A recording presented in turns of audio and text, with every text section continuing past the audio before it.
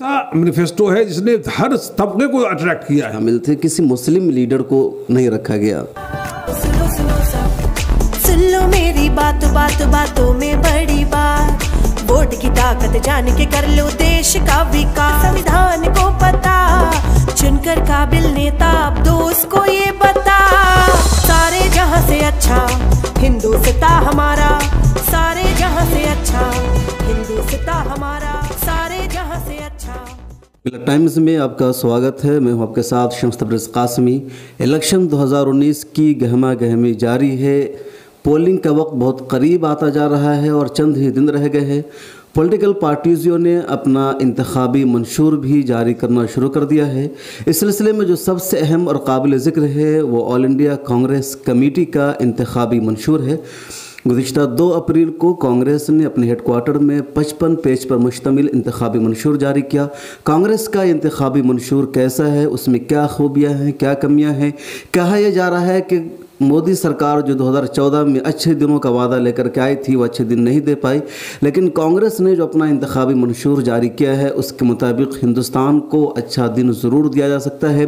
इस इंतखाबी मंशूर में माइनॉरिटीज़ को और मुसलमानों को क्या जगह दी गई, इनके कुछ मसाइल का तज़किरा हुआ है या नहीं, इन सब इश्यूज़ पर आज हम बातचीत कर रहे हैं कांग्रेस के मारूफ लीडर और सुप्रीम कोर्ट के वकील जनाब इरशाद अहमद साहब से। इरशाद साहब, मिलत टाइम्स में आपका बहुत स्वागत है। कांग्रेस ने जो अपना इंतखाबी मंशूर जारी किया तो कहा यह जा रहा है कि ये अच्छा दिन हिंदुस्तानियों को देगा, या यह भी इम्कान है कि हो सकता है जिस तरह 2014 में नरेंद्र मोदी ने जो वादे किए थे उनका जो इंतखाबी मंशूर था वो जुमला साबित हुआ। तो कांग्रेस का इंतखाबी मंशूर जुमला पर मबनी है या हकीकत में तब्दील हो सकता है? ये पूरे जो ड्राफ्टिंग है इसकी, ऐसी कमेटी में उन तमाम लोगों को रखा गया है जो समाज के उन्हीं हिस्सों में काम कर रहे हैं। लिहाजा गरीब के अंदर जो काम कर रहे हैं उनको रखा गया। इसी तरह मजदूरों, अनस्किल्ड और अनस्किल्ड लेबर के अंदर काम करने वाले लोग, ऑर्गेनाइज सेक्टर में काम करने वाले लोग और समाज के हर तबके के लोगों को इसमें शामिल किया गया था और बहुत सोच समझ के ये बनाया गया है मंशूर। आप ऐसी जिन कंडीशंस में ये मैनिफेस्टो बना है, आप तवक्को कर सकते हैं कि हिंदुस्तान का वज़ीर आज़म अपनी तकरीर में पब्लिक मीटिंग के अंदर बोलता हो कि राहुल गांधी मेजॉरिटी कम्युनिटी की तरफ से इलेक्शन लड़ने के लिए डर के वो माइनॉरिटी डोमिनेटेड इलाके में जाके लड़ रहे हैं इलेक्शन। ऐसे कंडीशंस में कांग्रेस के इस मैनिफेस्टो ने अलीगढ़ मुस्लिम यूनिवर्सिटी और जामिया मिल्लिया इस्लामिया के अक़लियती किरदार की बहाली के लिए और उसकी बाजियाबी के लिए वादा किया है। और वादा अच्छा, आप डायरेक्ट अलीगढ़ पर आ गए, मतलब आप किरदार अदा कर रहे हैं अपने मुस्लिम रहनुमा होने का। यकीनन कांग्रेस ने अपने इंतखाबी मंशूर में अलीगढ़ मुस्लिम यूनिवर्सिटी और जामिया मिल्लिया इस्लामिया के माइनॉरिटी स्टेटस को बरकरार रखने का वादा किया है, लेकिन पूरे मैनिफेस्टो में कांग्रेस ने कहीं भी एक जगह लफ्ज़ मुसलमान का तस्करा नहीं किया और माइनॉरिटीज़ का तस्करा भी बहुत डरते डरते किया। उन्होंने ईसाई जो हिंदुस्तान की एक बहुत बड़ी माइनॉरिटी है, 3 करोड़ आबादी, उसका भी कोई तस्करा नहीं किया गया। उनके लोगों को भी शदीद तकलीफ़ है। तो क्या ऐसा नहीं लग रहा कि कांग्रेस ने जो अपना इंतखाबी मंशूर जारी किया है तो उससे लग रहा है कि वो कहीं लफ्ज़ मुस्लिम का तस्करा नहीं करना चाहती, मुसलमानों से कोई वादा नहीं करना चाहती ताकि उनका जो हिंदू वोट बैंक है वो मुंतशिर न हो, लगे कि कांग्रेस भी बीजेपी की तरह हिंदुत्व का कार्ड खेल रही है? ऐसा एकदम नहीं है। मुसलमानों का जिक्र डायरेक्ट नहीं किया है, लेकिन माइनॉरिटीज़ में कवर किया है कि माइनॉरिटी की जो मसाइल है उस मसाइल को हल करने के लिए जो कांग्रेस है ये वादा करती है कि माइनॉरिटीज़ के तमाम इशूज़, उस जो जनरल इशूज़ है उसको कवर किया है, साथ में माइनॉरिटीज़ के इशू को भी कवर किया है। और जो जब वादा किया है कि 72,000 रुपये सालाना गरीब से गरीब लोगों को देंगे, पुअर से पुअरेस्ट को, वैसे कंडीशंस में भी ये सब कवर है। उसमें मुसलमान भी शामिल है, क्रिश्चियन भी शामिल है, सरदार भी शामिल है। लिहाजा माइनॉरिटी सेंट्रिक बात तो नहीं कही गई है, ठीक बात है, लेकिन माइनॉरिटीज़ के हकूक़ का ख्याल रखा गया है। और उसमें जनरल इशूज़ जो जनरल, जैसे रोज़गार के सिलसिले में, रोज़गार में पूरे हिंदुस्तान में जिस वक्त जो करीब 22 लाख वैकेंसी गवर्नमेंट की खाली पड़ी है, जब उसको कवर किया जाएगा तो उसमें पसमानदा मुसलमान भी शामिल होंगे। अच्छा, यहाँ पर हम ज़रूर बता दें कि जो माइनॉरिटीज़ की बात आई है कि मुसलमानों के लिए कांग्रेस ने क्या वादा किया है, तो उसमें जो साफ साफ है अलीगढ़ मुस्लिम यूनिवर्सिटी और जामिया मिल्लिया इस्लामिया के माइनॉरिटी स्टेटस को बरकरार रखने का कांग्रेस ने वादा किया अपने इंतखाबी मंशूर में। इसके अलावा जो दूसरी खास बात यह है कि मॉब लिंचिंग यानी जो हेड क्राइम है उसके ख़िलाफ़ कांग्रेस ने कानून लाने की बात की है। इसके अलावा कांग्रेस ने अपने इंतखाबी मंशूर में किए भी खास तस्करा किया, हम तस्करा भी करेंगे कि सचर कमेटी की जो सिफारिशात है उसको कांग्रेस मतलब नाफिज करने की कोशिश करेगी, उस पर अमल करेगी। हालांकि कांग्रेस की जब पिछली हुकूमत थी यूपीए की तो मुस्लिम कम्युनिटी ने बार बार मुतालबा किया कि आप अदम फसाद बिल पास कीजिए, इसके अलावा रिजर्वेशन बिल पास कीजिए, लेकिन उस पर कांग्रेस ने कोई तवज्जो नहीं दी थी।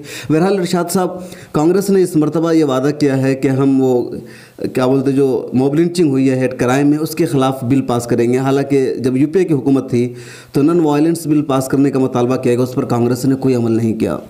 नहीं, देखिए रॉयट जो एंटी रॉयट बिल जो था उसको पास करने की कोशिश की पार्लियामेंट में, बीजेपी ने अपोज किया था उसके बाद वो ड्रॉप हुआ था और कमेटी को चली गई थी। लिहाजा जो एंटी रॉयट बिल है या मॉब लिंचिंग तब शुरू हुआ है ये जब एनडीए की हुकूमत हुई है 2005 के बाद। लेकिन अलीगढ़ मुस्लिम यूनिवर्सिटी और जामिया मिल्लिया इस्लामिया का सिर्फ अगर तस्करा करें तो यही एक बात साबित करता है, क्योंकि इसके दोनों के केसेस चल रहे हैं कोर्ट में। एक का हाई कोर्ट, जामिया मिल्लिया इस्लामिया का दिल्ली हाई कोर्ट में चल रहा है, और अलीगढ़ मुस्लिम यूनिवर्सिटी का अक़लियती किरदार का केस चल रहा है सुप्रीम कोर्ट में। लेकिन दोनों केस में बहुत इंपॉर्टेंट बात है ये कि इस जो एनडीए सरकार है उसने एक हलफनामा दोनों जगह दाखिल किया है, और ये दाखिल किया है कि सरकार समझती है कि ये अक़लियती किरदार का इंस्टीट्यूशन नहीं है, यानी कि अक़लियती इंस्टीट्यूशन नहीं है, और उसको अपोज किया है, हलफनामा दे के अपोज किया है। यानी कि सरकार का अटॉर्नी जनरल कोर्ट में खड़ा होकर जब अपोज किया है उसके खिलाफ मैनिफेस्टो में अगर बहस हुई, ये बात रखी गई है, तो एक अहम फैसला है कांग्रेस का, और अहम बात है कि पिछले सरकार के रवैये के खिलाफ कोर्ट में उसको मौजूदगी में कोर्ट के रहने के बावजूद उसके खिलाफ अलीगढ़ यूनिवर्सिटी और इस दोनों का। अच्छा इरशाद साहब, आप अलीगढ़ के स्टार तालिब इल्म रहे हैं और जो दिल्ली यूनियन MU उलमा एसोसिएशन है उसका आप सदर भी रह चुके हैं, सरपरस्त माने जाते हैं अलीगढ़ बरादरी के। तो क्या आपको लगता है कि कांग्रेस के इस वादे की वजह से जो नाराज़गी थी कि जस्टिस सुहेल एजाज सिद्दीकी ने जब वो पास कर दिया था, जब वो कमीशन के सरबराह थे तो उनको हटा दिया कपिल सिब्बल ने, तो अलीगढ़ का दोबारा सपोर्ट कांग्रेस को मिल जाएगा? मुझे वो पूरी उम्मीद है कि मिल रहा है, क्योंकि इस वक्त जो हिंदुस्तान के हालात है, ये इलेक्शन ये एक रास्ता दिखाएगा। अगर आम आदमी ने, सिर्फ मुसलमान ने नहीं, सेकुलर तबका जो है दूसरे मजहबों का, हिंदू मजहब का, वो भी अगर सड़क पर निकल के नहीं आया और उसने कोई कांग्रेस को वोट नहीं दिया, तो ये इलेक्शन आखिरी इलेक्शन होगा। अच्छा, जो आपके इंतखाबी मंशूर को जो आपकी मुखालिफ पार्टी यानी बीजेपी, उसने कहा कि ये इंतखाबी मंशूर ऐसा है कि इससे मुल्क तबाह बर्बाद हो जाएगा। अफसोस की बात है कि वो भाजपा मुल्क को तबाह करने की कोशिश कर रही है और उसको एक दूसरे पार्टी के मैनिफेस्टो से बर्बादी दिख रही है। हकीकत ये है कि ये ऐसा मैनिफेस्टो है जिसने हर तबके को अट्रैक्ट किया है, हर इश्यूज़ को कवर किया है, मेजॉरिटी में गरीब लोगों को भी किया है और हर सेक्टर को किया है। एक और एतराज़ ये हो रहा है इंतखाबी मंशूर पर कांग्रेस की, जो रिलीज़ हुआ मैनिफेस्टो, तो वहाँ पर सिख थे, ईसाई थे, कई सारे चेहरे शामिल थे, किसी मुस्लिम लीडर को नहीं रखा गया। नहीं थे, गुलाम नबी आज़ाद सब थे? नहीं थे, गुलाम नबी आज़ाद थे, ना अहमद पटेल थे, यही दो तो नहीं थे। नहीं थे, अहमद पटेल तो उस वक्त मैनिफेस्टो के बाद मौजूद नहीं था मैं ऑफिस में, लेकिन मुझे अंदाज़ा नहीं है कि गुलाम नबी आज़ाद साहब ने ब्रीफिंग की है, उसके बाद ब्रीफिंग की उन्होंने मीडिया को मैनिफेस्टो के बारे में। अच्छा खैर, एक और ये बात बताइए कि अभी जो बीजेपी है वो तो हिंदुत्व और राष्ट्रवाद के नाम पर इलेक्शन लड़ रही है, अपनी कामयाबी शुमार करा रही है कि हमने बालाकोट किया, पाकिस्तान को घर में घुसकर मारा, ये क्या वो क्या। आप लोग उसका कैसे मुकाबला कर पाएंगे? और जो उनका वोटर्स है, जो मतलब गैर मुस्लिम वोट्स है, वो भी जज्बात में उनकी तरफ बह जा रहा है। नहीं, वो तो एक मोमेंट था, अब वो मोमेंट नहीं है। लोगों को लग रहा है कि ये जुमलाबाजी है, हर बात में जुमलाबाजी। उन्होंने जो मुल्क के हर इश्यूज़ को उन्होंने खोखलेपन से और हल्केपन से कहा है, ये अंदाज़ा हो गया आवाम को। तो अब क्या मोमेंट है? 72,000 रुपया, 72,000 रुपया ये एक्चुअल फिगर है और इसको दिया जाएगा जो गरीब। क्या आपको लगता है कि जिस तरह वो बीजेपी को वोट मिला 2014 में 15 लाख की वजह से, कांग्रेस को भी 72,000 रुपया की वजह से वोट मिल जाएगा? लगता है मुझे। नहीं, सिर्फ 72,000 नहीं, जो मैनिफेस्टो में जिस तरह के हर तरह के वादे किए गए हैं और जिस तरह मुल्क जिस रास्ते पर जा रहा है, उसको रोकने के लिए आम आदमी और मुसलमानों का और माइनॉरिटीज़ का सबका वोट मिलेगा, ऐसा मुझे अंदाज़ा है। इरशाद, ये बताइए कि आप दौरा कर रहे हैं, कांग्रेस में लगे हुए हैं, तो दिल से बताइए कि सच्चाई क्या है? क्या वाकई 2019 में कांग्रेस की वापसी हो जाएगी और सरकार बन रही है, या मामला कुछ गड़बड़ है? मैं यकीन से कह सकता हूँ कि 2004 की तरह बीजेपी एकदम गड्ढे में गिरेगी और उसके 125 से ज़्यादा नहीं आएंगे और पूरे एनडीए को 150 से ज़्यादा नहीं आएंगे। और कांग्रेस की मुझे तो लगता है एब्सोल्यूट मेजॉरिटी के आसपास हो जाएगी कांग्रेस की। जो हालात दिख रहा है मुल्क समझ गया है, मुल्क इनके वादा ये जुमला और इनकी चीज़ों को समझ गया। मुल्क समझ गया है कि मुल्क अगर में अमन अमान कायम रखना है, यूनिटी डाइवर्सिटी ये अगर रहना है, तो उसके लिए कांग्रेस ही अकेली सरकार है जो आके इस मुल्क को बचा सकती है। इसलिए आम आदमी किसी मजहब का, किसी बिला तफरीक मजहब, हर मजहब के लोगों ने यकीन हो गया है लोगों को कि सिर्फ कांग्रेस बचा सकती है इस मुल्क को। अच्छा, इलेक्शन हो जाने के बाद अगर कांग्रेस की हुकूमत बनती है तो आपको लगता है कांग्रेस जो रीजनल पार्टीज़ है, छोटी छोटी पार्टियाँ, उसको लेकर के चलेगी, सबका साथ सबका विकास होगा? 100% होगा। और अभी तो नहीं हो रहा। अभी आसाम में कांग्रेस ने या यूडीएफ को शामिल नहीं किया, 5 वर्षों तक अपोजिशन के तौर पर शामिल रखा, वो उसको कह दिया कि बीजेपी के एजेंट है। दूसरी लोकल पार्टियों को शामिल नहीं किया। नहीं, देखिए कई जो रीजनल कंडीशंस है उस कंडीशन में कई रीजनल पार्टीज नहीं चाहती थी, लेकिन जैसे बिहार में शामिल किया कमजोरी की हालत में, हमने 9 सीट में जो रीजनल लीडर हैं कांग्रेस के, उन पर राहुल गांधी का सुख नहीं है। राहुल गांधी झुक जाते हैं उनके साथ। ऐसा नहीं कह रहा हूँ, मैं कहना चाहता हूँ कि रीजनल जो फोर्सेज हैं वो चाहते हैं कुछ ज़्यादा सीट। जैसे बिहार में हम 9 सीट मान गए, बावजूद इसके कि हम चाहते छोटी छोटी पार्टियों को उन्होंने 5 सीट 4 सीट दिया है, लेकिन हमने 9 सीट पे यकीन कर मान लिया।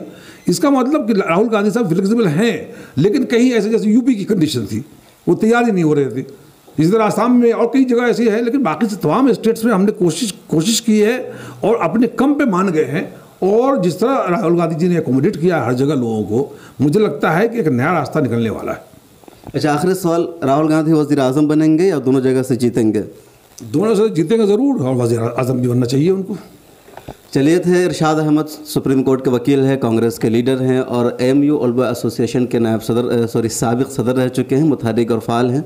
इनके हौसले बुलंद है कांग्रेस के लीडर होने के नाते, और कहना यही है इनका कि इस मरतबा राहुल गांधी वज़ीर आज़म बनेंगे, कांग्रेस की वापसी होगी। और ख़ास बात जिसके लिए हम लोगों ने तज़किरा किया कि कांग्रेस के इंतखाबी मंशूर में मुसलमानों और अक़लियतों के लिए क्या है, तो उनका कहना है कि जामिया मिल्लिया इस्लामिया और अलीगढ़ मुस्लिम यूनिवर्सिटी पर जो ख़तरा बरकरार था कि माइनॉरिटी स्टेटस बरकरार रह गए नहीं, और जिस तरह बीजेपी हुकूमत ने गुज़िश्ता 5 सालों के दौरान इसको इशू बनाया और अटॉर्नी जनरल ने उनके बाज़ाब्ता कहा कि हम ख़त्म करना चाहते हैं, तो कांग्रेस ने इसको मतलब यकीनी बना दिया है कि ऐसा नहीं होगा।